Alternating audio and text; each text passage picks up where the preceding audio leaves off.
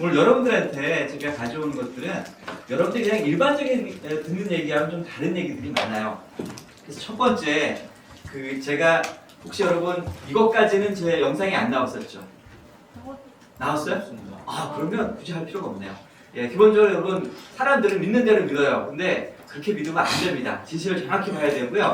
여기서 제가 두 번째로 보여드리려고 했던 부분은 기본적으로 왜 전략폭격이라는 개념이 등장했는가? 그러니까 전략폭격이라는 개념이 등장하기 전까지는 나름대로 정전론의 방식에 의해서요. 전쟁할 때 싸우는 방식들이 있었습니다. 그래서 뭐 전쟁포로 죽이지 않고 많은 사람 죽이지 않고 이와 같은 규칙들이 그 전쟁법이라고 했던 것도 다 기본적으로 기독교 정신에 기반해서 만들어진 거예요.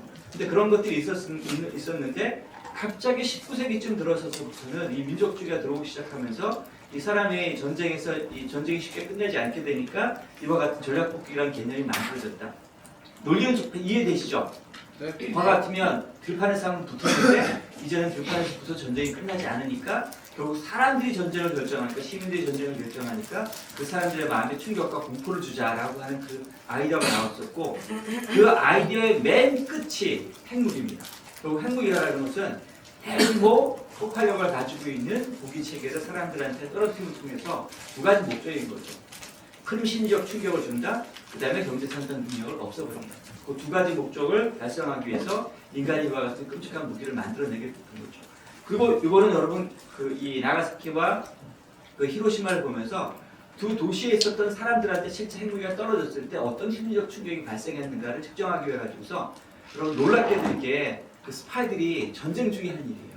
그래서 그 당시에 OSS가 지금 일본 내에 있는 미국 스파이들한테 메시지를 주는 겁니다. 가가지고서 지금 돌아다니면서 조용하게 가가지고 조심스럽게 설문조사를 해봐라. 그래서 이 설문조사의 내용이 놀랍게도 찾아보시면 일본 전역에 걸쳐 진행이 됩니다. 그래서 이 결과를 봐도 핵무기 효과가 있긴 있었는데 그다지 크진 않았다. 그러면 이제 여러분 실제 핵무기 효과가 생각했던 것만큼 그렇게 크지 않으면 사람들 입장에서는 핵무기를 그만둬야 되는데 사람들의 마음은 정반대로 가게 됐던 거죠. 사람들의 충격을 더 심하게 받기 위해서는 그냥 일반적인 핵무기보다 조금 더 큰 여러분 수소폭탄을 만드는 게 좀 좋겠다라는 생각도 발전하게 되고 그런 생각들을 들으면서 우리가 인류가 계속해서 발전시켰던 무기체계는 좀 더 큰 무기체계, 좀 더 폭발력이 큰 무기체계를 발전하게 된 거예요. 진실은 사실을 보면 핵무기 효과가 없다는 말은 거짓말이에요. 있는데 그만큼의 가치가 크진 않았다라고 이제 여러분께서 이건 보여주려고 여러분한테 했던 부분입니다. 근데 그럼에도 불구하고 많은 사람들이 이와 같이 핵무기에 대해서 신화를 가지게 됐던 것은 실제 있었던 일과 겉으로 드러난 현상 사이에 왜냐하면 실제 있었던 일들은 기밀로 오랫동안 해서 감춰져 있었던 거예요. 지금 앞에 있었던 이 일본 혈문조사와 관련된 통계 자료는 1967년에 공개된 거예요.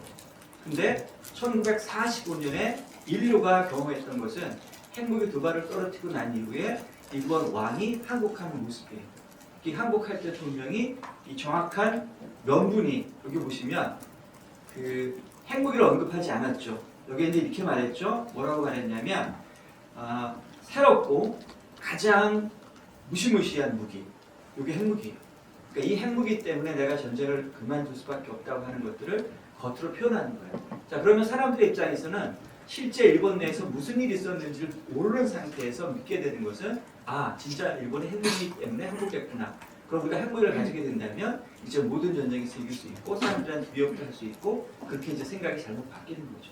그러니까 한번 잘못 인류한테 이 선입견으로 바뀐 이 생각이 이후에 계속되는 영향을 미칠 수밖에 없습니다. 여러분이 만약 있잖아요. 핵무기가 그렇게 절대 무기라면 한번 생각해 보십시오. 핵무기를 가진 국가가 전쟁에 질까? 질 수 없잖아요. 근데 여러분 핵무기를 가진 국가가 전쟁에 진 사례가 무척 많습니다. 여러분이 알고 있는 사례들 뭐가 있을까요? 베트남 전쟁도 마찬가지고요. 그 다음에 최근 들어 발생했던 아프가니스탄 전쟁도 마찬가지고 그리고 결국 가서는 미국이 그렇게 수많은 병력을 투자했지만 이라크에서 결국 전쟁에서 진 거예요. 전투에서는 이겼을지 몰라요. 하지만 여러분 지금 이라크 상황 가보십시오. 미국이 가장 원하지 않는 시아파가 이라크를 정권을 장악하고 있고 지금 이라크 안에는 시아파의 문명대들이 그렇게 많습니다. 그러니까 결국 미국이 원하는 방식대로 움직이지 못했던 거죠. 그러니까 사람들이요 쉽게 잘 못 배워요. 여러분들이 생각하는 것과 다르게. 그러니까 지금 제가 여러분들한테 이런 얘기를 전달해주면, 그리고 이런 것들에 여러분께서 만약 이 물리치기를 이해했다면 한국사에서 여러분들은 이미 벌써 소수파 중에 소수파일 겁니다. 그래서 이 얘기를 다른 사람과 공유하게 된다면 여러분들은 많이 너와 나의 생각이 많이 다른데? 라는 얘기를 들 겁니다. 가장 큰 차이, 전략 핵무기, 전술 핵무기, 용도 차이입니다. 결국 이 무기를 군사적 용도로 사용할까? 아니면 이것을 지금 이제 사람이나 경제 생산 능력을 파기 위한 목적으로 사용할까? 그 차이가 결국 전략 핵무기와 전술 핵무기를 구별하는 거지, 전략 핵무기와 전술 핵무기가 따로 있는 건 아닙니다. 그러니까 북한 같은 경우 대표적으로 지금 혼란스럽게 사용하는 게, 어떨 때는 이것을 군사용으로 사용한다, 어떨 때는 이것을 전략용으로 사용한다. 그러니까 전략용으로 사용한다는 대표적인 것이 지금 서울을 향해 쏜다는 거죠. 군사용으로 사용한다, 미국 군사기지를 공격한다든가 아니면 공항을 공격한다든가 이런 모습들이죠. 그러니까 이게 결국 가서는 동일한 무기 체계를 가지고 이 목표가 어딘가에 따라서 이것이 전략용인가 전술용인가. 우리가 전술이라고 하려면 군대에서 지금 군대가 전장에서 싸우는 데서 유리함을 주기 위한 무기체로 사용한다는 뜻이고, 전략은 그것과 직접적인 관계가 없어요. 오히려 그 후방 부분에서 사람들의 마음과 관련되는 결정들을 가지게 만드는 거죠. 이와 같은 무기 체계를 다 개발을 시켰는데 결국 가서는 인류가 알게 됐던 것은 이것이 가지고 있는 효과가 그다지 크지 않다는 것을 서로 알게 돼요. 그 인류라고 말했던 건 뭐냐면, 정확히 말하면 이 무기가 가지는 효과가 어떤지에 대해서 깊게 생각해 봤던 지금 전략가들, 그리고 그 전략가들의 생각을 받아들였던 정치 지도자들. 그래서 결국 가서는 어떻게 되냐면, 대충으로 보면 미국과 소련과의 관계에서는 1969년쯤이 되면 두 나라의 지금 전략가들과 두 나라의 정치 지도자들이 거의 비슷하게 합의에 이르게 됩니다. 이게 핵무기라는 것 자체가 그렇게 정말로 중요한 무기체가 될 수 없고, 이 핵무기는 맨 마지막에 정말 전쟁이 발생하는 걸 막기 위한 맨 마지막 방어막으로만 쓸 수 있을 수도 있겠다라고 생각하지, 핵무기를 가지고 다른 나라를 위협한다든가 핵무기를 가지고 떨어뜨린다든가 그런 생각을 하지 않게 되죠. 미국 같은 경우는 많을 때는 전술 핵무기 숫자가 3만 개까지 있었습니다. 지금 미국이 가진 전술 핵무기 숫자는 450개로 추정이 돼요. 왜냐하면 이게 그다지 효과가 없다는 것을 미국도 알고, 그 다음에 소련을 계승한 러시아도 알기 때문에 전략 핵무기의 전체 숫자를 따지면 한 1,500기, 전술 핵무기 같으면은 미국 같으면 한 450기 정도 되고, 러시아는 그것보다 좀 더 많이 가지고 있어요. 하지만 우리가 1970년대 이전에 생각했었던 그 암울했던 세계와는 사실은 조금 다른 세계를 가지고 있는 것은 분명합니다. 흥미로운 부분은 북한이에요. 이 북한이 지금 이와 같이 전략핵, 전술핵, 그냥 쏘는 방향에 따라 다르다는 뜻이에요. 그래가지고서 북한이 이와 같은 무기 체계를 가지고 있습니다. 그리고 핵무기를 가진다고 해가지고 아까 말씀드린 것처럼 절대로 핵무기를 가진 자들이 우위에 있지 못해요. 언제 우위에 있게 되냐면 위기 상황에 도달하잖아요. 위기 상황에 도달했을 때 핵무기를 가지고 있는 국가한테 그렇게 쉽게 내 마음대로 위기의 그 갈등의 이 상한선을 쉽게 넘어가지 못해요. 그러다 보니까 실제 핵무기가 아무 의미가 없는 건 아니에요. 핵무기가 어떤 의미가 있냐면, 위기가 발생하기 전 이미 두 국가 사이에서 내가 얼마 정도까지 요구할 수 있지, 그거를 결정하는데 영향을 미칩니다. 두 번째는 실제 위기가 발생하잖아요. 그럼 핵무기를 가진 국가는 이 위기의 강도를 마음대로 조정할 수 있어요. 자기가 공격할 위험성이 별로 없다는 걸 알기 때문에. 반면에 핵무기를 가지지 못하는 국가는 위협 강도를 마음 놓고 조절을 못합니다. 그러다 보니까 사실은 그 위협 국면에서 협상의 결과, 위협이 타결될 때 보면 핵무기가 가진 국가가 조금 더 유리하게 나와요, 결과가. 그러니까 그런 차이가 있지만 그와 같이 결정적 차이를 가지지 못합니다. 그러다 보니까 어떤 일이 발생하냐면 낮은 수준의 위기는 많이 발생을 해요. 근데 실제 핵무기를 가지게 됐을 경우에는 정말 전쟁까지 하지 않는 그런 현상이 발생하는 거죠. 한번 예를 들어보자면, 지금 이제 남아시아에서 이란도 죄송합니다. 인도가 핵무기를 가졌고 파키스탄도 핵무기를 가졌어요. 그래서 인도와 파키스탄이 둘 다 핵무기를 가지기 전까지는 세 차례에 전면전 비슷하게 전쟁을 치렀었습니다. 자, 그랬는데 그 나라가 핵무기를 가지고 난 이후에 소규모 충돌이 있어요. 하지만 둘 다 자제할 수밖에 없습니다. 그게 나타나는 현상이에요.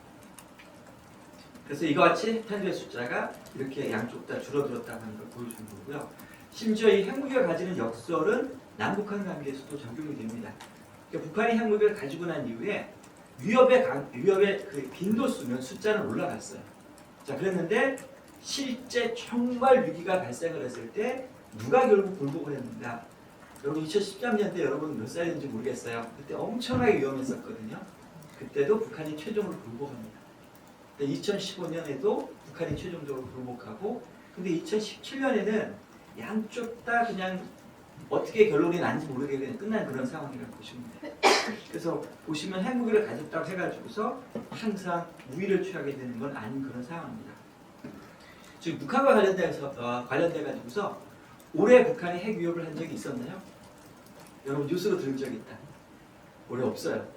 작년도 없습니다. 그러니까 2024년까지는 되게 위험했어요. 그러니까 북한이 보면 외형적으로 위험했다는 뜻이에요. 왜냐하면 북한이 전술 핵무기 지금 군사훈련도 하고, 그 다음에 그러면 이제 국제사회에서 북한에 대한 어떤 그 메시지를 주게 되면 그럼 북한이 그거에 대해 반발하면서 언제든지 전쟁이 일어날 것 같은 그런 얘기를 하죠. 그러면서 이제 이게 그 엄청난 위기처럼 보이는데 사실은 2025년 이후서부터는 지금 북한이 핵과 관련돼서 거의 위협을 하지 않습니다.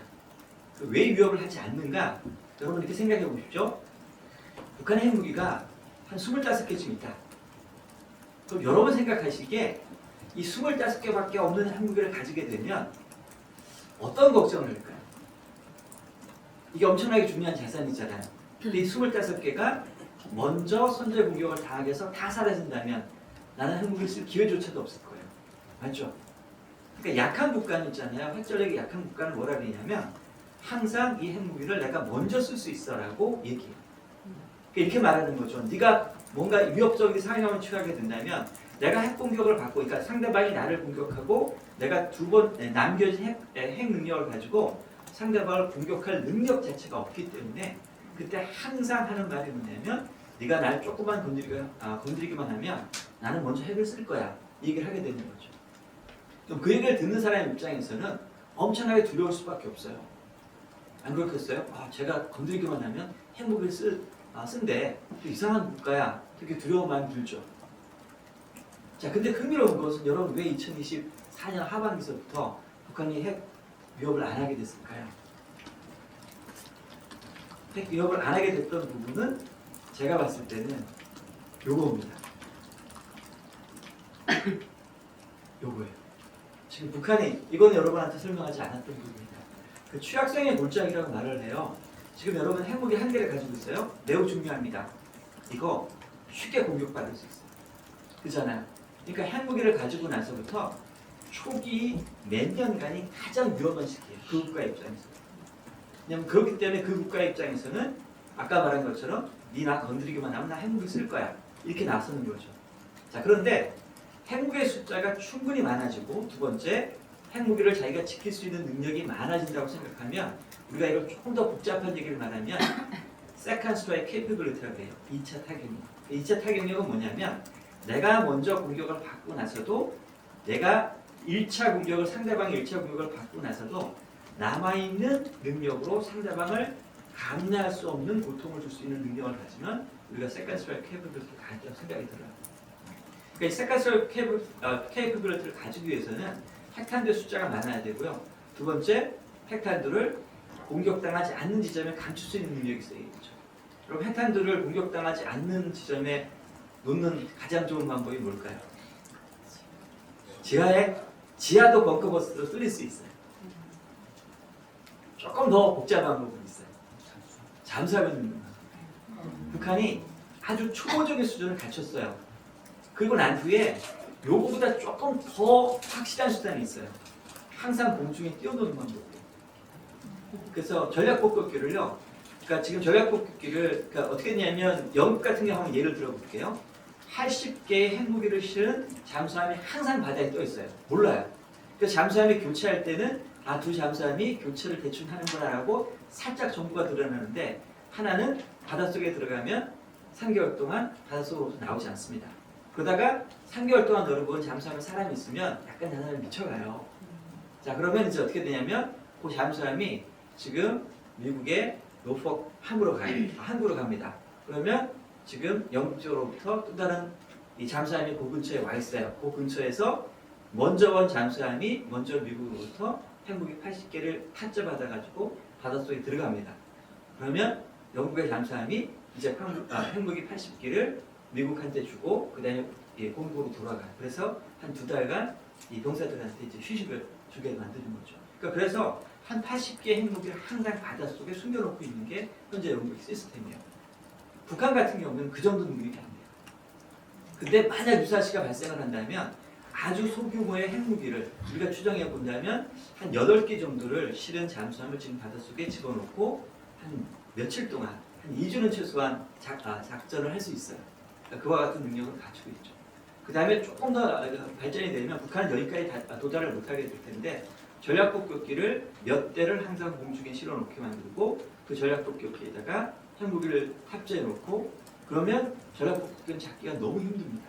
왜냐하면 레이더를 통해서 여기에 있다라고 하지만 실제 전략폭격기를 공격하는 것은 공중에서 움직이는 표적이잖아요.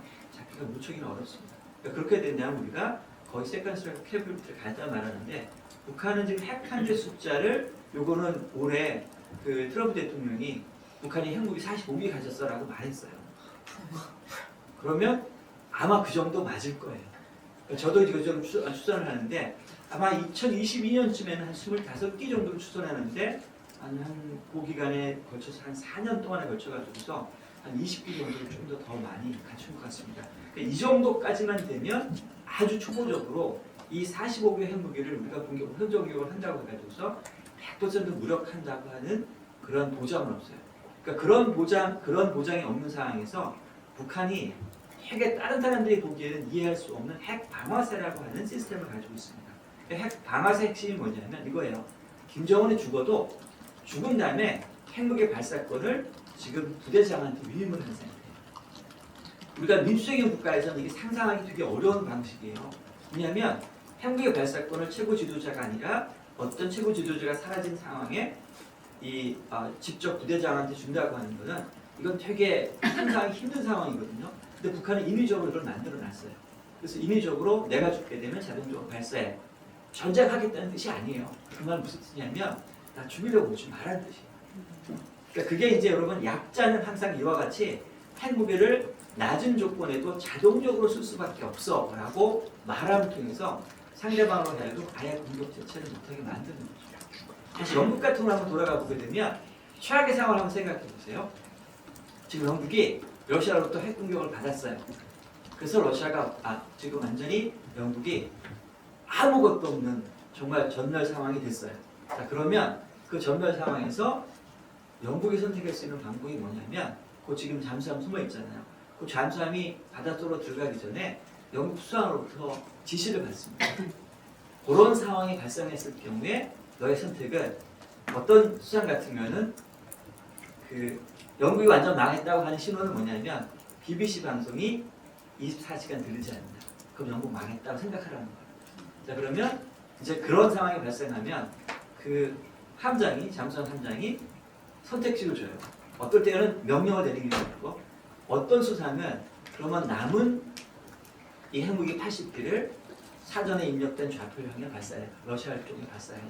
그게 이제 하나의 선택지고요. 어떤 선택지는 어떤 수상께서는 함대를 이끌고 호주로 가요. 거기서 남은 병력과 나와서 싸울 수 있도록 해봐라. 어떤 수장은 남은 이 잠수함을 끌고 미국으로 건너가라. 그래서 미국과 함께 후위를 동원해라. 이런 식으로 명령을 내립니다. 그거는 이제 영국처럼 이렇게 좀 사이즈가 크고 다른 선택지가 있으면 그렇게 선택을 주는데 북한 같은 경우에는 내가 죽으면 너 핵무기 반드시 발사해. 이런 식으로 만들어 놓는 거죠. 여러분 이게 약자가 사용하는 방식이에요. 그리고 요거와 관련해서 여러분한테 보여줬던 것은 이게 평화관이 우리가 알고 있는 평화관, 기독교의 정전론, 기독교의 평화주의, 기독교의 선전론, 그리고 나서 아주 좀 이상하지만 그 세계주의라고 하는 그 생각을 가진 사람들이 평화에 대해서 가진 생각이 다르고요. 그 다음에 이 핵무기를 가진 생각도 달라요. 그래서 이 네 개만 여러분 영상에서는 여러분한테 좋지만 저는 개인적으로 제 입장은 여기입니다. 기독교 정전론의 입장에 있는 사람입니다. 그래서 핵무기가 뭐 기본적으로 저는 좋아하지 않습니다. 하지만 이게 정말로 전쟁을 막기 위한 최고의 수단이 된다면 그걸 방어적 용도로 가질 수도 있다는 게 제 가진 생각입니다. 여기까지 제가 이제 준비했던 것들이 영상과 좀 보완되는 상황이고요. 여러분들 이제부터 질문 가지고 하도록 하겠습니다. 제가 드리고 싶었던 질문은 그 정치 이념의 발전과 전쟁 기술의 진화가 맞물리면서 전쟁의 양상 자체가 변화해왔다고 계속 말씀을 해주셨는데 자유주의 국제 질서가 흔들리고 또 핵무장 국가들이 공존하는 오늘날의 환경에서 재래식 전쟁, 핵 억지력 드론, AI 기반의 하이브리드전 혹은 사이버 정보전 등 다양한 전쟁에 대한 가능성이 이제 거론되고 있습니다. 앞으로 전쟁의 형태는 어떤 식으로 전개될 거라고 보시는지 교수님께서 가장 주목하시는 미래 전쟁의 모습이 궁금했습니다. 좀 비극적인 그 모습인데요. 결국 가서는 사람의 값이 얼마만큼 비싼가에 따라서 전쟁의 양상이 바뀔 겁니다. 사람의 값이 상대적으로 싸게 느껴진다면 여러분 사람 값이 상대적으로 싸게 느껴진다고 하는 걸 어디서 느낄 수 있냐면 여러분 개발도상 국가에 갔을 때 여러분 다쳤다고 쳐보세요.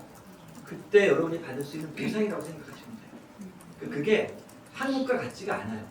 우리도 옛날에 엄청나게 사람 값이 싸던 상황입니다. 그러니까 지금 기독교인이기 때문에 우리는 사람이 존귀하다, 하나님의 형상으로 만들어졌기 때문에 존귀하다고 생각하지만 실제 세상 관점에서 봤을 때는 사람 값이 전 세계적으로 봤을 때는 다 균일하지 않습니다. 결국 사람 값이 싼 곳에서는요, 드론이 비싼 무기체계입니다. 반면에 지금 사람 값과 드론 값을 비교해가지고서 지금 무기체계를 비교해서 그 무기체계를 만드는 게 조금 더 싸다고 생각되는 국가에서 상대적인 거죠. 결국 가서는 이 무기체계가 안타깝지만 엄청나게 중요한 역할을 담당할 수밖에 없어요. 지금 러우 전쟁이 보여주는 모습입니다. 여러분 러우 전쟁에서 우리가 지금 잘 몰라서 그러는데 그 자동화된 무기체계가 이미 등장을 했습니다. 그래서 그 자동화된 무기체계에 사람이 항복하는 일들이 발생하는데 우리가 상식적으로 생각해보면 사람값이 러시아가 쌀까요? 우크라이나가 쌀까요? 아주 냉혹하게 말하면 우크라이나가 사람값이 비싸요. 왜냐하면 우크라이나 쪽에 용병을 살려고 해도요. 우크라이나 쪽에 용병을 받기 위해서는 자유지정에 있는 국가 쪽에서 와야 되는데 자유지정에 있는 사람들 중에서 가장 임금이 싸도 거기를 못 가는 거예요.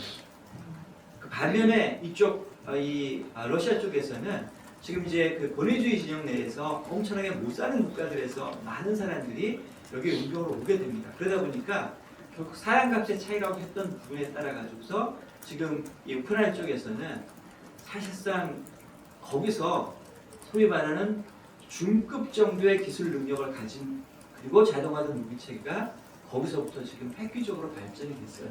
그래서 실제로 지금 이제 그 우리가 생각하기에는 자동화된 무기 그러면 로봇이 총을 쏘는 그런 모습 생각하는데 그거라기보다는 지금 이제 기관총을 단 무기 체계가 이제 돌아다니면서 가서 직접 사람을 죽이는 그런 형태도 발생을 했고 가장 컸던 이노베이션은 지금 자율주행 차량을 통해 가지고서 그게 결국 거기다가 이제 군수품을 싣고 지금 전방으로 옮겨지는 그런 무기 체계는 이미 거의 상용화가 됐습니다. 그러니까 아마 전쟁의 양상이 미래에 갔을 때는 안타깝지만 두 방식으로 여전히 이루어질 것 같아요. 그렇다고 해서 여러분 전쟁이 자주 일어날 거라고 생각하지 마세요. 왜냐하면 기본적으로 전쟁의 비용 자체가 커지기 때문에 인류 전체 역사에서 봤을 때는 그 전쟁의 빈도는 줄어드는 양상이에요. 전쟁의 양상은 줄어드는 양상인데 한 번 발생하면 그 비용이 엄청나게 커지는 그와 같은 역설적인 상황이 지금 일어나고 있습니다. 또 있는 질문.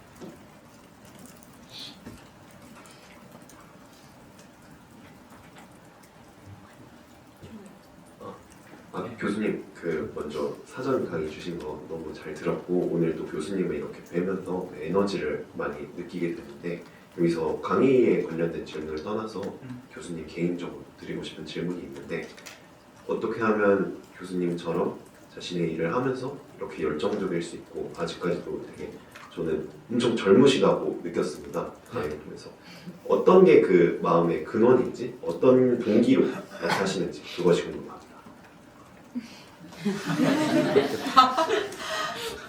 저도 하나님이 없었으면 절대 이런 짓 안 하겠죠. 네. 오 그래요. 아직도 있어요. 그 하나님의 그 마음이 있어요. 그러니까 그러다 보니까 제가 좀 이상한 짓 많이 해요. 다른 사람이 생각하기엔 절대로 하지 않을 짓들 합니다. 근데 그게 다행히 제 처가 그거를 허용을 해주는 수준으로 오면서 좀 인정을 해주고 그리고 그렇다고 해서 제가 100% 있잖아요. 그 하나님께서 여태까지 저한테 뭔가 주셨던 약간 미션도 있었고 어떤 경우에는 이렇게 했으면 좋겠어라는 그 마음을 주신 적도 있었는데 다 못했어요. 예, 다 못해요, 여러분. 그거 다 감내하다가는 저를 아마 숭배하지 않을까. 근데 100% 그거에 대한 자신이 없어요. 하지만 여전히 제가 감당할 수 있는 수준의 안에서는 해야겠다라는 생각을 가지고 있죠. 근데 저는 마약을 경험해 본 적은 없어요. 근데 그 하나님과의 그 교제가 가지는 그 즐거움의 정도는 저는 훨씬 더 큰 거를 느꼈고 느낄 수 있고 그리고 그거에 대한 사모함이 있어요. 네, 하나님과의 관계에서 네, 즐거움을 사모하도록 있어요. 네, 있습니다.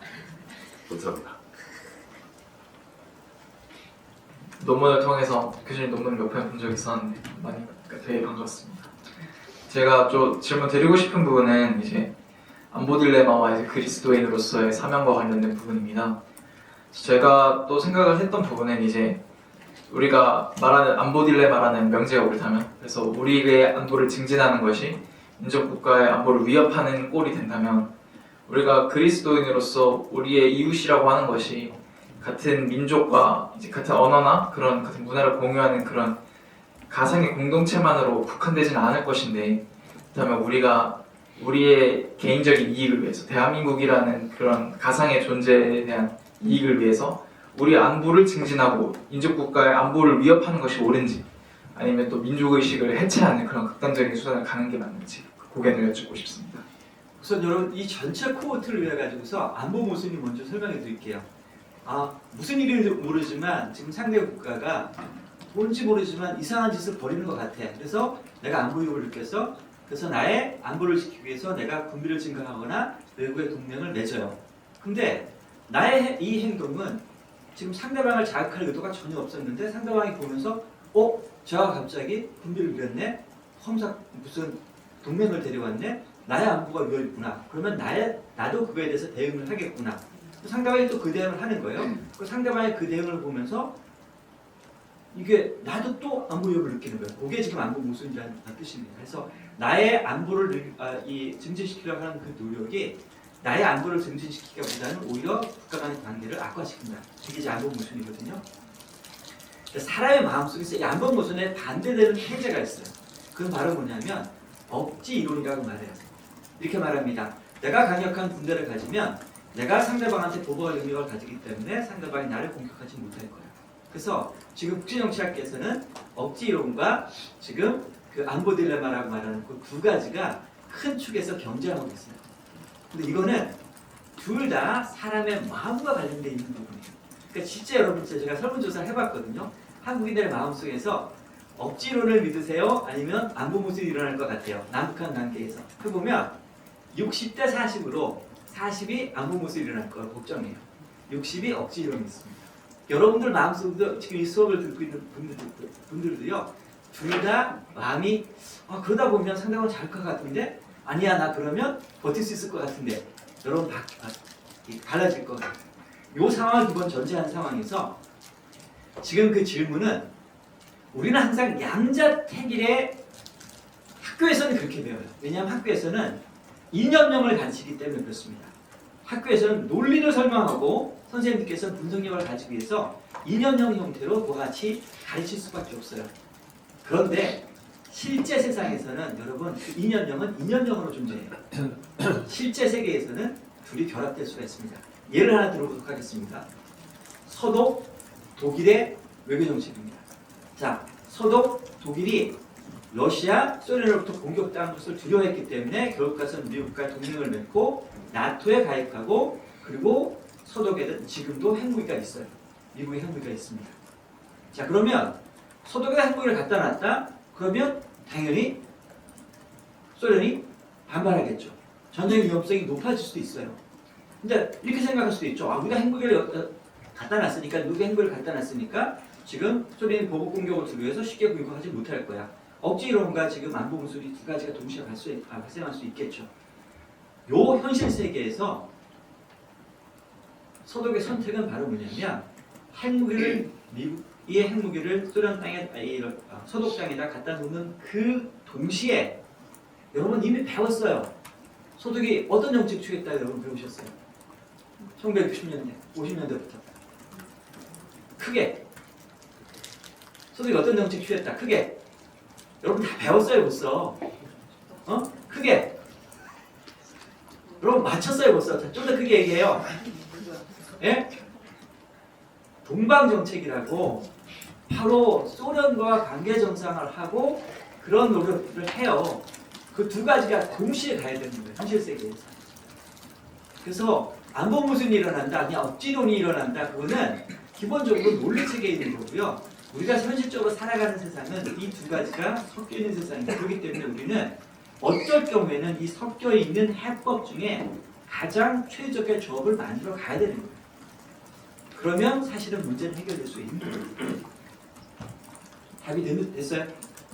예. 그런데 관련해서 하나 더 질문 드리고 싶은 게 있는데 예? 이제 억지 이론의 핵심은 상대방이 그 산수를 제대로 할 수 있을 것이라는 그 믿음이 깔려 있지 않습니까? 예, 맞아요. 그렇다면 그 상대방에 대한 그 합리성이 가장 핵심적인 존재 중에 하나인데 예. 근데 또 우리가 또 뉴노멀의 시대에서 상대방의 합리성을 온전히 신뢰할 수 있을 것이라고 생각하시는지를 여쭙고 싶습니다. 저는 상대방의 합리성을 온전히 신뢰할 수 없습니다. 그렇기 때문에 상대방이 광인일 가능성을 대비해서까지도 여전히 대비를 해야 돼요. 대표적 광인이 있어요. 히틀러 같은 사람은 광인입니다. 이 사람은 기본적으로 계산이 안 되는 사람이에요. 믿음 체계가 자신의 믿음이 지금 독일 민족의 민족 우선주의가 계산을 뛰어넘는 사람이에요. 그러니까 그런 사람을 대상으로 억지론이 잘 작동될 수 있을 거라 저는 그렇게 생각 안 해요. 그러니까 보복에 의한 억지. 네가 나를 공격했을 때 내가 심각하게 피해를 받으니까 도발하지 마. 그런 말이 아마 작동이 안 될 거예요. 그런 광인을 대상으로 어쩔 수가 없습니다. 그냥 막는 방법이에요. 그래서 그 가능성은 여전히 다 열려 있는 거죠. 그리고 여러분 가능성은 여러 가지가 열려 있는데 그 가능성 중에서 무엇을 선택할까? 이런 보험 드는 개념을 정확히 적용하시면 됩니다. 여러분 홍수를 통해서 천년 만에 있는 한 번 홍수가 서울을 덮쳐가지고서 서울이 다 물에 잠길 수도 있어요. 그럴 수도 있죠. 그걸 대비해가지고 내 집에는 대형 요트를 갖다 놓을래. 천년 만에 한 번 있어요. 우리는 천년 살아요? 그걸 계산 안 하는 거예요. 여러분 이게 웃지만 실제로요. 그 계산이 안 되는 사람들이 있습니다. 대표적인 사람들이요. 사람이 요즘 이제 영화 나오는 그 사람들의 마음을 끄는 마이클 잭슨. 여러분 마이클 잭슨이 뭐를 걱정했냐면 지금 그 캘리포니아에 있는 그 뭐냐면 떨어져 가지고서 뚝 바다로 들어갈 수가 있거든요. 되게 불안정한 곳 아시죠? LA가. 그래서 LA 같은 경우에 지진 같은 게 발생하면 도로가 쫙쫙 갈라지고 그러니까 되게 불안정하게 붙어 있는 곳이에요. 그러니까 이게 어쩌면 전반적으로 따졌을 때 태평양 쪽으로 점차 들어갈 수밖에 없는 운명이에요. 점차 들어갈 수밖에 없는 운명이에요. 그 운명은 1억 년이 최소한 넘을 거예요. 자, 그런데 지금 그 마이클 잭슨은 그게 내 생애 기간 동안 일어날까 두려워해서 자기 집 마당에다 잠수정을 하나 가지고 있었습니다. 거의 이거는 여러분 있잖아요. 보험을 잘못 드는 거예요. 그래서 우리는 제한되어 있는 시간대에 우리가 살아있는 시간대에 맞는 보험을 들듯이 이 위험성이 어느 정도 발생할 거야? 나는 이거에 대비할 거야. 한번 예를 들어 가지고서 여러분 지진 대비를 하기 위해서 내진 설계를 아주 복잡하게 하면 나타나는 부작용이 뭡니까? 내진 설계를 한다 건물을 돈이 많아. 돈이 많이 들어요. 그거 마찬가지인 거예요. 그 돈을 우리가 지금 하나님의 마음에 맞게 또 다른 방식으로 쓸 수 있는 가능성 없을까? 우리는 끊임없이 그 고민들을 해야지. 아, 지진이 일어날 것 같으니까 무조건 집은 튼튼하게 지어야 돼. 그건 아니라는 거예요. 만약 지진 위험성이 높은 곳에서는 튼튼하게 집을 지어야겠죠. 그죠? 만약 지진 위험이 없다면, 상대적으로 적다면 그 정확한 위험을 우리가 평가하는 작업은 되게 심리적으로 불안정해요. 왜냐하면 여러분 위협을 계산하는 일은 되게 어렵습니다. 그러니까 그렇기 때문에 항상 보험 장사들은 위협을 이만큼 크다고 증폭을 시키는 거죠. 그러니까 핵무기와 관련된 위협을 말하는 분들도 사실은 약간 보험 장사의 마음이에요. 또 있는죠?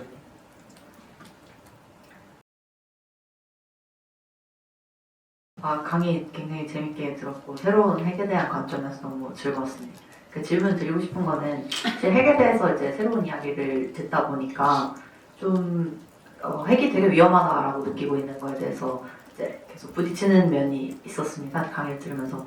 그래서 사실 저희가 이제 북한 문제와 직면하고 있는 나라이기 때문에 핵 문제가 되게 저희 당사자성이 있기도 하고, 그래서 이제 분석하시는 많은 핵의 위험성에 대해서 이제 분석하시는 것들이 그러니까 강대국 미국과 베트남 전쟁이라던가 지금 러시아도 핵을 가지고 있지만 우크라이나 전쟁이 계속 이제 이어지고 있고, 근데 저는 조금 북한이랑 한국이랑 전쟁이 났을 때 좀 다를 것 같다라고 생각이 되는 지점이 북한이 입장이 많이 다르다고 생각해요. 너무 약자이기도 하고, 그리고 사실 전쟁이 일어난다고 하면 그게 가장 큰 이제 위협. 그러니까 미국도 지킬 게 있었고 러시아도 지킬 게 있었지만 이제 더 이상 북한 지킬 게 전쟁이 일어나면 더 이상 없기 때문에 핵을 쓸 위험이 그 어느 나라들보다 크다라고 생각을 하거든요. 그래서 우리나라의 전쟁이 일어난다고 하면 어떤 식으로 흘러갈 것인지에 대해서 이제 고민이 되더라고요. 그래서 방금 또 러시아 우크라이나 전쟁 얘기하시면서 인간의 값에 대해서 말씀을 해주셨는데, 그 러시아 우크라이나 다르게 이제 우리나라는 인간이 비싸고 무기가 또 잘 정리돼 있고, 북한은 중국과 만약에 결합한다고 한다면 아니 북한 그 자체도 인간이 싸고 무기가 더 비싼데, 근데 러시아랑 우크라이나 좀 다르다고 생각을 하거든요. 우크라이나는 인간이 비싸고 뭐 군사 체계가 좀 부족했는데 뭐 러시아는 군사 체계가 좀 있고 인건비가 싸다던가. 근데 이 차이가 있어서 한국 전쟁이 일어났을 때 어떤 양상이 이뤄질지.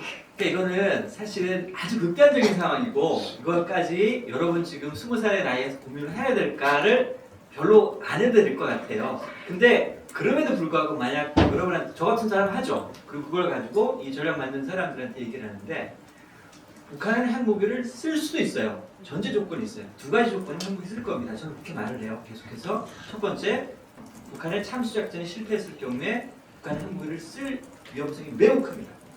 그러니까 그렇게 만들어놨어요. 실제로 핵방아쇠가 자동적으로 작동될 수밖에 없도록 만들어놨습니다. 그러니까 그거는 전쟁을 하고 싶은 마음이 아니라 다시 정말 하고 싶지 않은 마음에서 이렇게 만들었는데, 소수의 핵무기를 가진 국가가 그렇게 할 수밖에 없어요. 두 번째는 어떤 조건이냐면, 대규모 정규군이 북한에 들어가서 군사활동을 벌이는 경우, 그 경우에는 북한이 핵무기를 쓸 위험성이 있습니다. 매우 높아요. 그 두 가지의 경우를 제외한다면 북한의 입장에서도 결국 가서는 핵무기를 쓰기가 그렇게 쉽지 않습니다. 그 두 가지 조건. 그러니까 실제로 보면 여기 보시면 북한이 핵무기를 쓸 수 있는 것들이 조건이 5가지를 이렇게 마련해놨거든요. 5가지를 마련해놨는데 그 5가지 조건에서 첫 번째 1번 조건과 2번 조건은 제가 보기에는 그 조건이 충족된다면, 그러니까 참수작전이 실패하거나 성공했던 것은 사라지거나, 그 다음에 두 번째 자기들이 생각하기에 핵 공격이 뭐 임박했다라고 생각한다면 그때는 핵 무기를 쓸 가능성이 있어요. 근데 이것도 마찬가지로 시간이 지남에 따라서 그 위험성은 좀 떨어질 겁니다. 그 말은 뭐냐면 북한의 핵 능력이 좀 더 강화되고 숨기 능력이 강해지고 2차 공격력을 갖추게 되면 오히려 더 떨어질 가능성이 되게 크죠. 그러면 그 수준을 넘지 않는 수준에서 둘도 서로 위기 강도를 너무 높이지 못하면서, 그러면서 약간의 포격전, 그 다음에 약간의 그 전선에서의 부딪힘, 이런 것들은 진행될 위험성이 있죠. 그러니까 그거에 대비하기 위해 가지고서 또 마찬가지로 어떤 그 대비책을 가져야 되는 거예요. 그런 가능성은 지금 보험의 영역이라고 제가 말할게요. 가능성의 영역이기 때문에 지금 여러분께서 지금 그것 때문에 바로 내가 지금 엄청나게 고민이 많이 돼. 그렇게는 안 하셔도 됩니다.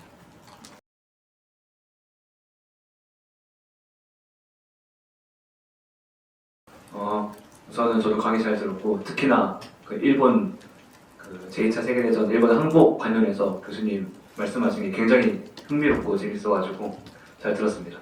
제 질문은 아까 말씀하실 때 북한이 최근 들어서는 핵 관련 실험을 안 하고 있다.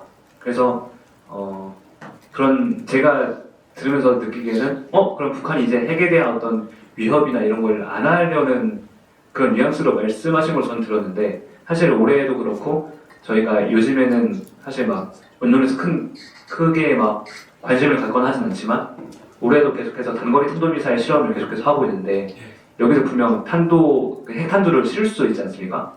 그래서 이거를 북한이 핵 관련해서 어떤 관심도라든지 이런 위협이 사라졌다라고 하는 게 좀 어폐가 있지 않을까요?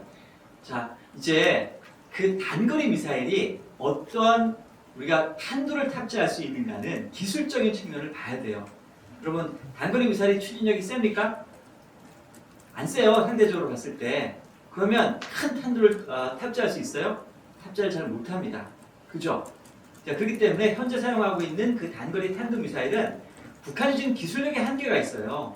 그래서 지금 화산 30이라고 하는 탄두가 단거리 미사일에 탑재될 만큼의 그렇게 소용이 아니에요. 그리고 기본적으로 지금 북한의 가장 큰 관심사는 핵 능력 강화가 아니라 바로 통상전력, 우리가 핵무기를 제외한 다른 무기체계를 지금 발전시킨다 그러면서 얘네들이 탱크도 개발하고 있고 단기 미사일도 개발하고 있는 거죠. 그러니까 북한이 지금 취약한 지점은 뭐냐면 이렇게 생각하시면 돼요. 재래식 능력도 취약하고 당연히 핵 능력도 취약한데 재래식 능력에서 훨씬 더 취약했었던 거예요. 자, 그러면 핵 능력을 통해서 상대방이 나를 공격하지 못할 수 있는 최후의 뭔가 조건을 마련해놨어. 그럼 그 다음번에 여러분 선택할 수 있는 게 뭐예요? 재래식 전력 키워야 되는 거예요. 그리고 나 건드리지 말라고 그걸 보여줘야 되는 거고. 그리고 핵실험 같은 경우에는 여러분 있잖아요. 핵실험을 하기 위해서는 이렇게 생각하시면 돼요. 전제 조건이 세 가지 조건 중에 어느 하나는 강력히 충돌돼야 돼요. 충족이 돼야 돼요. 첫 번째, 나 새로운 핵무기 만들었어. 새로운 엄청난 무기 만들었어. 나 만들었다고 사람한테 얘기했어. 근데 안 믿어줘. 그럼 증명해 줘야 되잖아요. 아주 정확한 방식으로. 그게 아주 정확한 방식이에요. 두 번째, 나 지금 핵무기를 가지고 있어요. 근데 내가 핵무기를 쓸 수밖에 없이 이 상황에서 난 분명히 위험의 신호를 보냈는데 상대방이 나 신호를 무시하고 나를 엄청나게 괴롭혀. 나는 내가 핵무기를 쓸 수 있다고 하는 걸 진짜 밖으로 보여줘야겠어. 두 번째 조건이에요. 세 번째 조건은 거의 사용하지 않는데 지금 국내적으로 엄청난 심각한 민심 위반이 발생했고 핵실험 같은 걸 하면 사람들이 날 좋아할 것 같아. 옛날에 인도와 파키스탄이 했던 것처럼. 그 세 가지 조건이 이 중에 조합이 이루어지면 핵실험할 수가 있는 거예요. 그게 없으면 핵실험을 왜 해요? 할 필요가 없는 거예요. 해봤자 아무 소용도 없는 거예요. 그렇기 때문에 제가 과감하게 밖에 나가가지고서 그 북한이 곧 7차 핵실험 한다고 사람들이 막 걱정할 때 심지어 국정원장은 시간도 정했었어요. 언제 우리가 북한이 핵실험 할 위험성이 크다고. 그때 자신 있게 핵실험 안 한다고 말할 수 있는 근거는 북한 내부를 보자는 거예요. 얘네들이 새로운 핵무기 체계를 도입했는가. 그 질문가 없다. 두 번째, 지금 북한으로 하여금 핵무기를 쓸 수밖에 없는 절박한 상황에 몰렸다고 지들이 믿고 있는 상황이 마련됐는가? 그것도 없다. 이제 핵무기의 위험성은 북한에서 없어요. 핵실험의 위험성은. 그거 해봤자 옛날엔 처음에 엄청난 큰 환영대회하고 그랬는데 이제는 그런 거 안 합니다. 국내 정치적 효과도 없다. 그런 거 안 한다고 말할 수 있어야 돼요. 그러니까 여러분 있잖아요. 이런 가능성 저런 가능성이 있으니까 그 가능성을 막 섞어가지고서 이런 걱정도 해야지 라고 하면 그거는 바로 보험장사한테 휘둘리는 거랑 똑같은 거예요. 그러니까 여러분께서 되게 힘들지만 그 위험의 정도를 보면서 이 보험장사가 말하는 지금 안보도 마찬가지로 약간 보험장사의 성격을 되게 가지고 있거든요. 그렇다고 해서 전혀 그게 위협이 없다는 뜻 아니에요. 제가 얘기했죠. 북한 핵무기 쓸 수 있습니다. 조건이 충족되면. 그걸 인지해야 돼요. 그러니까 그 상황에서 우리가 대비해야지 지금처럼 여러분 유튜브에서 말하는 사람들처럼 아니면 그냥 일반적인 대중이 말하는 것처럼 이런 위협이 있고 저런 위협이 있으니까 이거 다 대비해요라고 말하는 거는 그건 여러분 제가 처음부터 말했잖아요. 보험을 선택하듯이 여러분들을 사회 현상은 대비해야 됩니다. 약간 좀 여담이지만 보험하시는 분들은 그걸 너무 잘 알아요. 생명보험을 저한테 팔러 올까요? 생명보험을 저기 택시 운전하시는 분한테 팔러 갈까? 아니면 건설 현장 노동자한테 팔러 갈까? 건설 현장 노동자한테 팔러 간다고 생각하시죠? 그러면 여러분 보험장사한테 속는 거예요. 그 사람한테 보험 팔면 어떤 일이 발생할까요? 사고가 나니까. 실제 사고가 나는 거예요. 그 사람들은 안 팔아요. 교수님 되게 유력하시네요. 왜 저 같은 사람한테 또 뭐예요? 그래서 제가 친구한테 그랬어요. 아니 너무하지 않니? 나 혼자 생명보험 하는 거는. 그랬더니 친구가 그러는 거예요. 그게 보험이 사는 방법이야. 너처럼 아니까 어쩔 수 없어 못 파는 거야. 그래서 제가 미안해가지고서 그러니까 그래도 어쩔 수 없어. 그래서 가장 저축성 보험 형태를 해가지고서 제가 10만 원을 들어줬어요. 근데 그게 저는 알고 있으니까 이게 이제 계산이 가능한데 그거를 계산하지 않게 되면 여러분 그냥 혹시 총장님께서는 생명보험 사신 적 없으시죠? 안 드세요. 아니면 근데 그렇게 돼요. 질문 하나 더 해야 돼요. 예. 그 방금 전에 띄워주신 슬라이드로 그 핵무기 사용 조건. 조건 예. 이거를 띄워주셔서 봤는데 예. 이게 전쟁이 일어났을 때 너무 도달하기 쉽다라고 생각이 들거든요. 그러니까 하실 말씀 하고 있습니다. 그 뭐지? 그러니까 총 두 가지 질문인데 이게 조건을 북한이 있잖아요. 핵무기 사용 조건을 엄청나게 낮춘 거예요. 이렇게 핵무기 사용하겠다는 국가가 전 세계에 없습니다. 이유가 약하기 때문에 그런 거예요. 네. 그래서 전쟁이 일어나면 그 핵무기를 사용하게 될 확률이 너무 높아 보이거든요. 이것만 읽었을 때. 맞아요.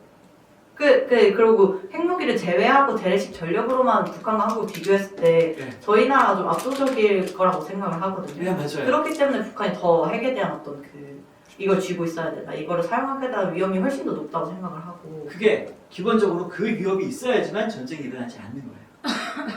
그러니까 전쟁이 일어났을 때를 굳이 생각하지 말라고 하죠. 예. 그러면 여기서 또 추가로 질문 드리고 싶은 거는 이 20대 예. 20, 30대 청년들에게 그래서 교수님이 우리가 뭔가 공부하고 준비하고 했으면 좋겠는 영역이 무엇인지 없어요. 그거. 없으세요? 예. 모든 영역에서 여러분 있잖아요. 하나님께서 금지하는 영역이 있어요. 그 영역을 제외하고는 우리에게 선택지가 다 주어졌습니다. 그러니까 누구는 여러분 국제정치학 공부하실 수 있고요. 그 국제정치학을 공부할 때 개인적인 말씀드릴게요. 제 첫 번째 직장 제의가 여러분 있잖아요. 무교회사였어요.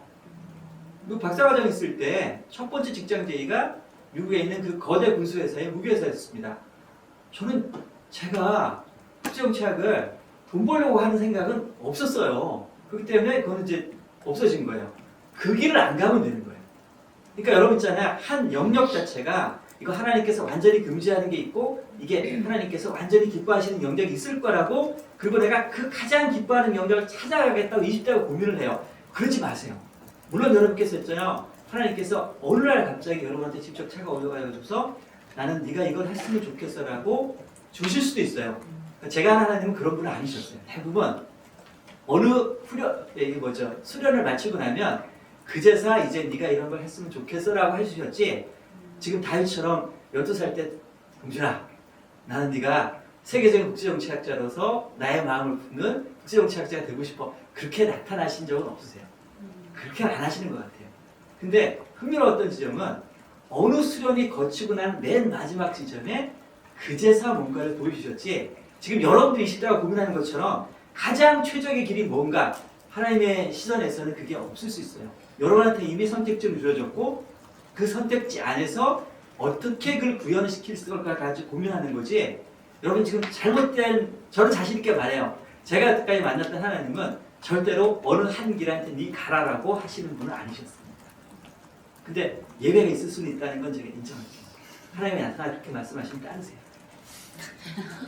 저는 국제 정치와 이런 것들과는 굉장히 다른 분야에서 있는 사람이다 보니까 사실 아까 말씀하신 것처럼 그런 불안을 별로 갖지 않아도 된다고 하시는데 사실 그냥 일상을 살아가는 사람들로서는 그런 뉴스의 그냥 헤드라인만 보게 되고 그런 자극적인 뉴스들이 아무래도 바이럴이 되다 보니까 일반 국민도 그렇고 대중들은 거기에 굉장히 휘둘리게 되기도 하고 흔들리게 되는데 어떻게 그런 불안해하지 않아도 된다고 하셨고 각자의 삶에서 최선을 다하면 된다고 하셨는데 그런 뉴스를 보고 어떻게 흔들리지 않을 수 있고 어떻게 판단할 수 있는 그런 기준이나 방법이 있을지 궁금합니다. 있어요. 여러분 약간 시도하셔야 돼요. 두려우면 그 두려움의 실체를 약간 직면하셔야 됩니다. 예를 한번 들어볼게요. 여러분, 자 자전거 탈 때 두려우세요? 비행기 탈 때 두려우세요? 정확히 아는 거예요. 예, 가장 단위 거리당 가장 큰 위험 교통수단은 자전거입니다. 거리당 정말 위험해요. 자전거는 그걸 여러분께서 그 위협 정도가 사람들한테 내가 지금 비행기를 탔을 때 얼마 정도의 위험이지? 불편하지만 한번 직면을 해야 돼요. 만약 그게 두렵다면 그러니까 그게 직면하지 않고 계속 피하게 된다면 그건 여러분 계속해서 그냥 모르는 두려움만 계속 가지고 있는 거죠. 그럼 두 번째로 가장 위험한 교통수단이 뭘까요? 맞습니다. 오토바이예요. 오토바이보다 자전거가 더 위험해요. 근데 부모님들은 이걸 생각 안 하세요. 가장 안전한 교통수단은 비행기입니다. 가장 안전한 교통수단은 이게 현실임에도 불구하고 사람들은 이 현실을 정확히 가르쳐주면 보험이 팔리겠어요? 안 팔려요. 안 팔리는 거예요. 근데 이게 힘든 게 뭐냐면 대중들은 대부분 그렇게 믿어요. 그럼 그 대중들 물론 여러분 돈 벌기 위해서는 있잖아요. 이 위협을 좀 더 강화시키게 하거나 아니면 두 번째 방법이 하나 있어요. 보험장사로 돈을 버는 방법도 있고요. 두 번째 돈을 버는 방법이 또 하나가 있습니다. 떠돌이 약장수가 되는 방법이에요. 이거 하나면 다 해결돼. 네, 내 기도 하나면 다 해결돼. 그 다음에 조금 낮은 수준으로 가면 이 부적 하나 쓰면 모두 해결돼. 그게 여러분들 주머니를 노리는 그 사람들의 모습도 그거예요. 여러분 국제정착이랑 여러분이 살아가는 그 학문 세계와 여러분이 살아가는 인간과의 관계에서 나타나는 그 논리 체계는 사실상 똑같아요. 근데 그거를 이제 안 가르쳐 주는 거죠. 왜냐하면 그 가르쳐 주면 소위 말해서 이제 그 자기의 그 돈 버는 주특기가 사라진 것과 비슷하다고 생각하시면 돼요. 여러분께서는 직면하셔야 돼요. 조금 불편하시면. 근데 만약 그게 너무 마음이 불편해지면 그 직면 안 하셔도 돼요. 저는 지금 강의 들으면서 전쟁에 대한 위협에서 조금 안정성이 확보되었다라고 생각하면서 좀 조금 다른 질문을 드리고 싶은데요. 2026년 현 시점에서 국제 정치의 논제 앞에 교수님께서 보시는 진짜 무기는 또 한국이 가진 또 무기는 무엇이라고 보시는지. 한국이 가진 무기, 한국이 가진 가장 강력한 무기는 가져야 될 무기는 국내 통합이에요. 그러니까 여러분 이게 상상이 안 되잖아요.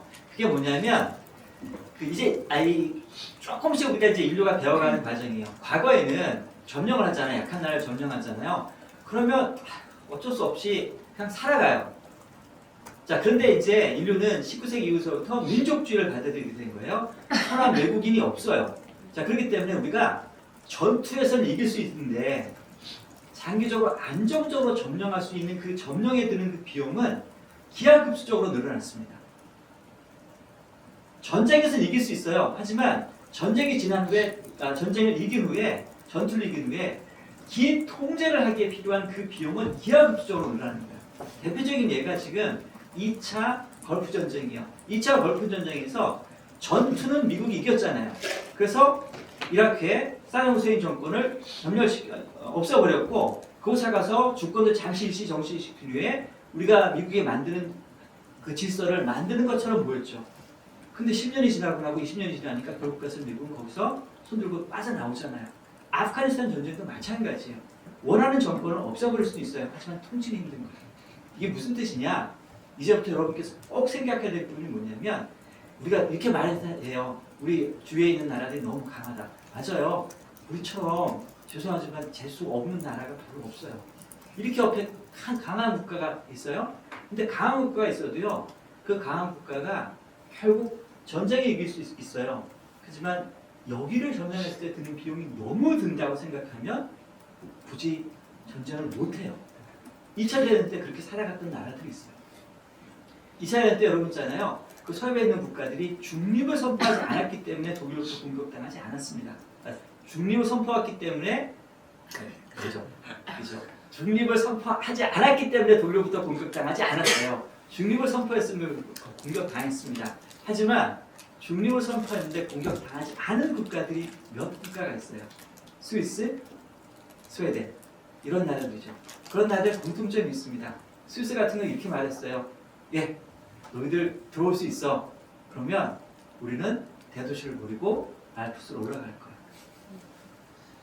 웃을 일이 아니에요.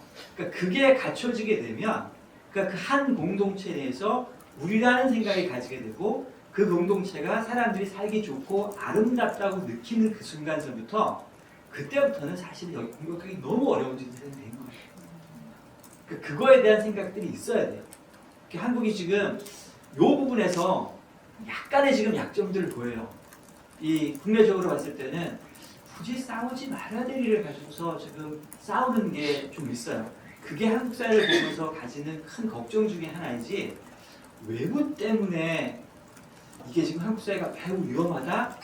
저는 그거는 그다지 동의하지 않습니다. 10분 남았답니다. 예. 질문 드리려고 하는데 제가 질문이 정리 잘 안 될 수도 있는데 괜찮아요? 편하게 말씀드리겠습니다. 예. 이게 켜진 건가?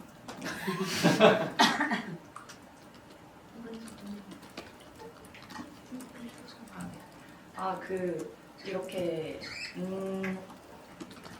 국제정치 수업을 이제 한 3, 4주 듣고 있는데요. 예. 그거에서도 제가 느꼈던 살짝 괴로움이기도 하고 그냥 살아오면서 좀 그런 것들을 생각할 때 괴로웠던 거는 저희는 이제 크리스찬이고 제가 좀 허황된 얘기를 할 수 있지만 크리스찬이고 거기에는 국경이 없다고 생각하는데 이런 것들 공부할 때 자꾸 자국 중심으로 생각을 당연히 저도 그거에 반박하는 건 아닌데 자국 중심으로 생각하게 되고 뭔가 그냥 적을 계속 명확하게 해야 되고 그런 거에 괴리감이라고 해야 되나 그런 거를 국제정치를 전공하시는 분이 그런 건 어떻게 뭔가 다루고 계시는지 현실 세계에 존재하는 유역이 없다고 말하면 안 돼요.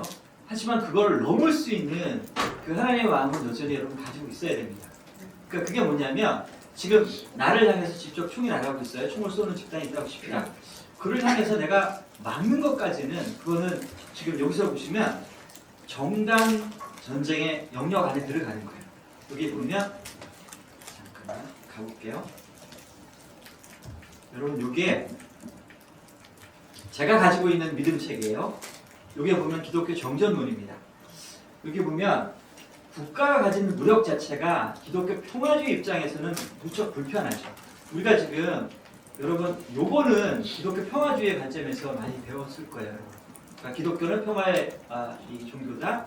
그러니까 우리가 신약 시대까지만 하더라도 국가와 기독교가 결합되어 있지 않았기 때문에 그거는 우리는 지금 성경으로만 보면 그러니까 가이사의 것은 가이사한테 주고 그다음에 하나님 것은 하나님께 주고 그와 같이 교회와 세속이 분리될 수 있는 그런 상황이었잖아요. 근데 지금 우리가 살고 있는 세상에서는 그러니까 여러분이 지금 어떤 믿음 체계를 가지고 있는 것과 관련되어 있는데 여전히 이와 같은 생각을 가지고 있다면 그냥 여러분께서는 한국과 무관하게 살 수는 있어요. 근데 여전히 조건이 있어요. 그 앞에 조금 더 여러분한테 극단적인 예를 한번 들어보자면 또 평화주의죠. 평화주의에서 앞에 있었던 메노나이트. 여러분 메노나이트 한번 예를 한번 들어볼게요. 미국 가시면 이렇게 살아가는 사람이 있어요. 그러니까 이방과 교회가 구분되어 있다고 생각하고 그 이방과 만나지도 않습니다. 그러니까 이방과 만나지도 않기 때문에 이분들한테는 국적이라는 개념이 없습니다. 국적이라는 개념이 없어요. 그리고 이 나라를 떠나지 않기 때문에 이분들한테는 여권이라는 것도 없고요. 그 다음에 이 사람들한테는 아무것도 없어요. 그래서 그냥 세상과 떨어져 사는 거예요. 근데 이분들이 가지고 있는 건 뭐냐면 세상과 떨어져 살기 때문에 이렇게 사는 사람들한테는 미국 정부가 제공하는 사회 보장과 관련되어 있는 혜택들이 있어요. 그거를 받지 못합니다. 이분들은. 그러니까 완전 세상과 떨어져 사는 거죠. 완전 여러분 세상과 떨어지게 산다면 여러분이 살고 있는 이 국가라는 것과 완전히 떨어지게 난 살 거야. 현실적으로 살기는 되게 어렵지만 나는 자연인처럼 그렇게 살아간다면 여러분 이렇게 살아가도 큰 문제가 없을 거예요. 그리고 이 기독교 평화주의 개념을 가지고 국가 안에서 살아가는 방식이 있을 수가 있는데 여기서는 완전한 일체의 무력이 금지가 되는 거죠. 근데 이게 여러분 그 세례요원과 군인 사이의 문답도 한번 보세요. 그러니까 기독교 안에서 보면 이게 폭력이 무력이 얼마든지 선한 방식으로 사용될 수도 있다. 여러분 예를 한번 들어보자면 기독교가 완전히 이와 같이 국가라든가 군대를 완전히 부정한다면 세례 요한한테 군인이 와서 저 어떻게 할까요? 그래야지 하나님 나라 가요. 그때 너 군대 그만두고 열심히 기도해. 그렇게 말했겠죠. 근데 여러분 세례 요한의 문장 보세요. 군인 그만두라고 하지 않잖아요. 그러니까 지금 네가 그 군대가 어떻게 정의롭게 사용될 수 있는가와 관련돼 가지고 그리고 한 군인이 어떻게 행동해야 되는가를 가지고 고민하게 만들죠. 군대도 마찬가지. 우리가 예를 들어 가지고서 사회적 안정을 유지하기 위해서 경찰력이 필요하다라고 말할 수 있다듯이 지금 전혀 하나님의 법에 무관하게 하나님의 마음과 무관하게 사는 이상한 놈들이 있어. 이상한 어떤 그 사회 세력이 있어. 그 사회 세력 앞에 내가 그냥 무저항을 통해서 여전히 하나님의 뜻을 이룰 수 있다고 생각하는 극단적 기독교 평화주의가 있는 반면에 아니야 그거는 막아야 돼라고 생각하는 것도 있는 거죠. 그러니까 지금 마음속에 가지고 있는 이 불편함은 기독교 평화주의 내가 지금 현재 가지고 있는 그 하나님과의 관계 부분을 설정하는 과정에서 아직 정확히 정해지지 않은 관계예요. 내가 지금 시민으로서 어떻게 살아갈까?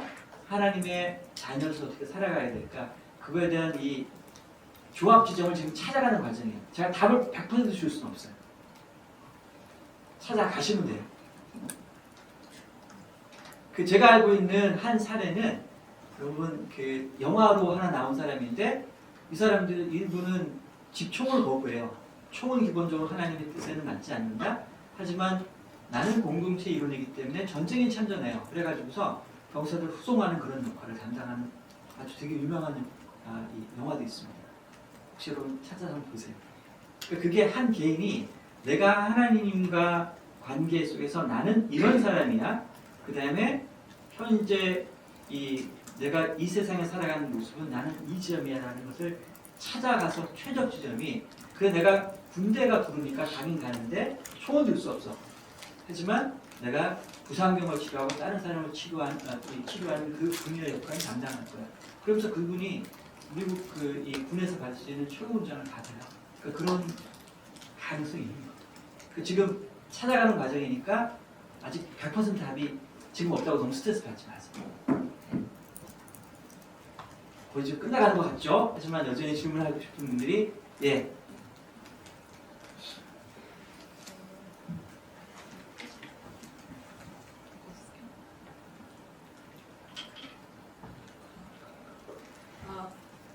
아까 북한의 핵 관련해서 말씀을 해주실 때 저는 사실 개인적으로 좀 이 맞는 생각인지 모르겠는데 북한이 잘 크게 냅두고 나중에 통일이 되면 북한의 가진 핵 무기가 우리의 것이 될 수 있습니다.